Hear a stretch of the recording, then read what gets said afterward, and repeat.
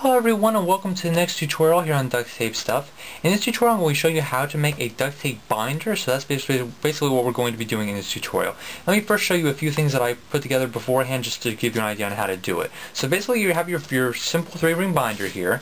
Basically what I did is cut off the one part of the one side here, and basically all underneath here is just a little bit of big sheet of cardboard with plastic covering.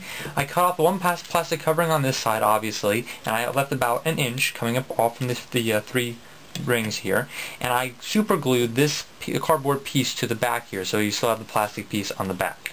So basically what we're going to do is we're going to take strips of tape and then apply them and pretty much replace that giant sheet of cardboard covered in plastic with a duct tape sheet, and then it'll consist of our duct tape binder. So let's get started here. Alright, so basically our first step we're going to do is start making that duct tape sheet, which is going to replace that cardboard one that was there already. So what we're going to do is cut out a whole bunch of strips that are 10 inches long, just like this, 10-inch long strips, and we're going to start applying them on top of each other to make a 10-inch sheet of tape. So you're going to apply your first two directly on top of each other, just like this, like that, right on top. Take your third one right here, your third strip. You're going to overlap by about 1/4 of an inch or so. Fill that whole thing up, and then we're going to work on our fourth here. So we're just going to keep going back and forth with a whole bunch of different strips. I'm only going to show you how to do four of them, because if you watch some of my other videos, you're basically going to know how to do this. We're just going to keep going back and forth with all these strips of tape until we get to about a foot, which is about how long this binder is here. So keep applying those strips of tape back and forth until you get to 12 inches, 1 foot, which is down here. So do that now.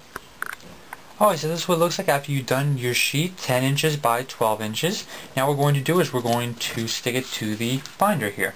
So we're just going to lay it right there on top of the cardboard piece that I showed you earlier. We have 2 strips of tape here that are 12 inches long. So obviously that is the length of the sheet we made. And basically what you're going to do is you're going to do your best to connect it. Basically you want to connect it underneath the 3-ring binder here, the 3 rings, so that as much of it attaches to the plastic as possible. So that's essentially that's what's going to hold it down. So you just stick it down just like that. I did it a little bit too quickly, but you can tell if you do it, take a little more time doing it, you can make sure you don't get as many wrinkles. But that's just the basic idea. That's the one side, obviously. Now what we're going to do is we need one more strip for the other side here. So we're going to do the exact same thing. We're going to come to the end of the perforation here on the binder, stick that part on, and then attach it on that side.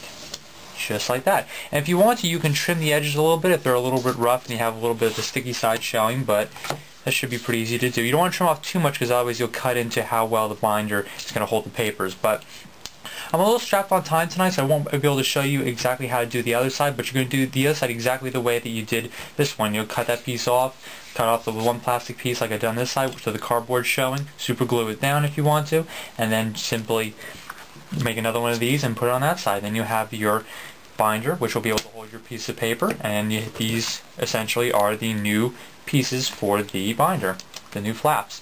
So that's basically how to make a duct tape binder. That concludes the first tutorial for 2011, so hopefully you guys stay tuned to watch some of my other videos. I have a Facebook fan page you can check out, as well as a blog on blogger.com, so make sure to check those out.